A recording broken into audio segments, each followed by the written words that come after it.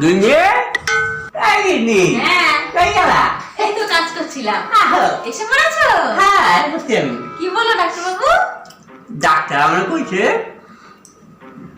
কি হয়েছে তোমার? আমি কইছি আমার খুব পাতলা ব্যথা হইতাছে কদিন ধরে। সকালে বিকালে 3বার 4বার 5বার ধরে আমার পাতলা ব্যথা হইতাছে। তখন ডাক্তার কইছে তুমি কি খাও সব সময় সারাক্ষণ কি খাও কি মুখে দাও তুমি? আমি ডাক্তার আমি তো সবই খাই, তবে আমার এই আঙুলটা আমার মুখের ভিতরে সারাক্ষণ থাকে। আমার ছোটবেলা এইটুকু বয়স থেকে আমি আঙুলটা আমার মুখে রাখি। কি বলছো তোমাকে? তখন ডাক্তার আমার কইছে তুমি সব খাওয়ার ফুটায়া খাইবা। আচ্ছা ফুটায়া খাইলে তোমার আস্তে আস্তে সব রোগ ভালো হয়ে যাবো, পাতলা পায়খানা ভালো হয়ে যাবো। তোমাকে আজকে কোনো ওষুধ দেবো না, আমি ওষুধ পরে দেবো, তুমি আগে এটা করো। ও একটা ভালো জব্দ করার জায়গা পেয়েছি, আঙুল চোষাটা বন্ধ করব জীবনের মতো।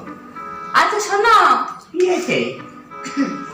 তোমার তো বলেছো সবকিছু ফুটিয়ে খেতে, তাহলে দেখি আজকে হচ্ছে এই আঙুলটাও তো তুমি মুখে দিচ্ছ, এটাকেও এখন আমি ফোটাবো, চলো। তাই না না কি দাও তুমি? देखा आपने लापरवाही का नतीजा है। না না আমার এটা সিদ্ধ করে ভাইলে আমি বাথরুম মহিলা যাবো না। না, না। আমার পাতলা পায়খানা হয় না, এসে থেকে দেখাইতে তোমার আমার পাতলা পায়খানা একদম হয় নাই, আর কোনোদিন হইব না। আমি চললাম বাবা।